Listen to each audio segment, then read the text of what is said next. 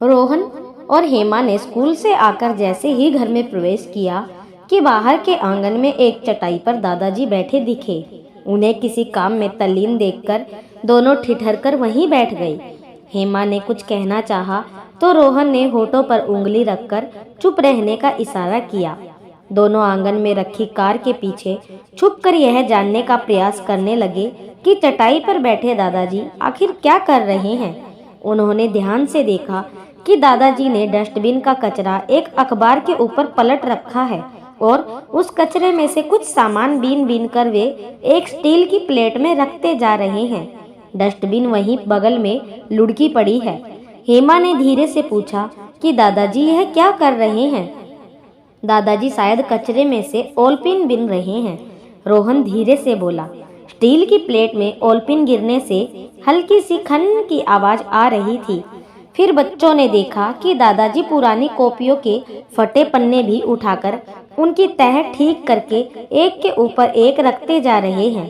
हेमा ने दादाजी को टोकना चाहा, किंतु रोहन ने फिर उसे रोक दिया।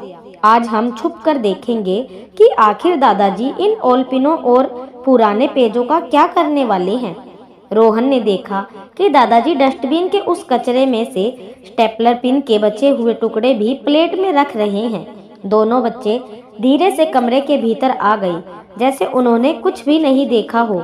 उन्होंने ठान लिया था कि आज दादाजी की जासूसी करके ही रहेंगे। भोजन के बाद दादाजी अपने कमरे में चले गए और पुरानी कापियों के फटे पुराने पन्नों को कैंची से काटकर सुडौल आकार देकर चौकोर बनाने में जुट गए। बच्चों ने बाहर की खिड़की में अपना अड्डा बना लिया था, जहां से दादाजी साफ दिखाई दे रहे थे।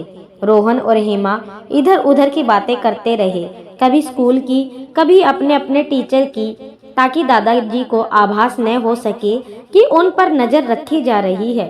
1 घंटे के भीतर उन्होंने कागजों की छोटी छोटी 8-10 कापियां बना ली और स्टेपलर से पैक कर दिया था। कहीं कहीं ओलपिनों का भी उपयोग कर लिया था। दोनों बच्चे उत्सुक थे कि देखे दादाजी उन कापियों का क्या करते हैं। फटे पुराने कागज तो डस्टबिन से निकालकर नगर पालिका की कचरा गाड़ी में डालने के लिए होते हैं। फिर दादाजी ने ये कौन सा तमाशा कर रहे हैं। आज बच्चों की नजर सिर्फ दादाजी पर थी। वे दूसरे सभी काम तो कर रहे थे, पर ध्यान रह रहकर दादाजी की तरफ जा रहा था। शाम को दादाजी घूमने के लिए निकले। बच्चों ने देख लिया था कि दादाजी ने वह छोटी छोटी कापियां एक छोटे से थैले में रख ली हैं और कुछ चौक व पेंसिल के टुकड़े भी। शायद यह भी सब डस्टबिन के कचरे से ही बटोरे हैं। चलते चलते दादाजी सीधे ही बस्ती से लगी झोपड़पट्टियों की तरफ मुड़ गए और एक झोपड़ी के सामने रुक गए। पहले से ही वहां उपस्थित 4-5 बच्चों ने उन्हें घेर लिया। दादाजी आ गए, दादाजी आ गए कहते हुए उन्होंने अपने हाथ ऊपर कर दिए, जैसे उनको पता हो कि दादाजी आज कुछ सामान बांटेंगे। दादाजी ने अपने थैले से कापियां निकाली और उन बच्चों को बांटने लगे और चौक और पेंसिलों के टुकड़े भी बच्चों को वितरित करने लगे।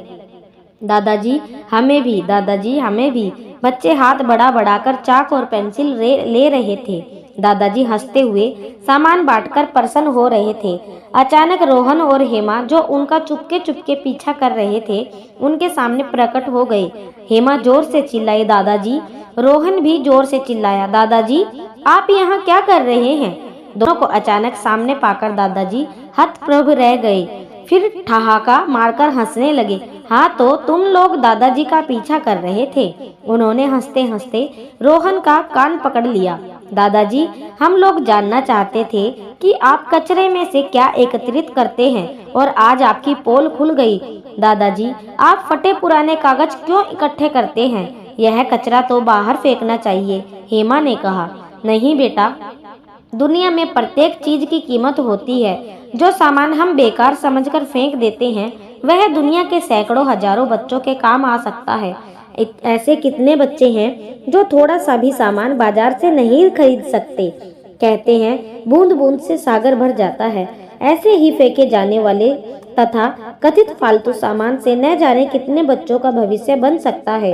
एक एक ईंट जोड़कर मकान बनता है, तिनके तिनके से रस्सी बन जाती है। वह बड़े बड़े वजनी सामान को उठा लेती है। वैसे ही यह छोटे छोटे वेस्टेज देश दुनिया की बड़ी आबादी के काम आ सकते हैं। रोहन, तुमने जो कापियाँ गुस्से में फाड़ दी थी, उनको काम लायक बनाकर मैंने इन बच्चों में बांट दिया। देखो कितने खुश हैं ये बच्चे। इनके टुकड़े, चाक, पेंसिल तुम रोज रोज फेंकते हो, देखो आज किसी के काम आ रही हैं। रोहन बोला, सॉरी दादाजी, हम लोग छोटे हैं, यह सब नहीं जानते, हमको माफ कर दो दादाजी, आगे से ऐसी गलती नहीं करेंगे। और हमारी जासूसी, जोर से हंसते हुए दादाजी ने पूछा। नहीं करेंगे, नहीं करेंगे, हम जासूसी नहीं करेंगे। दोनों बच्चों ने एक दूसरे के हाथ में हाथ फंसाकर और हाथ ऊपर करते हुए नारा लगाया और दादाजी से लिपट गए।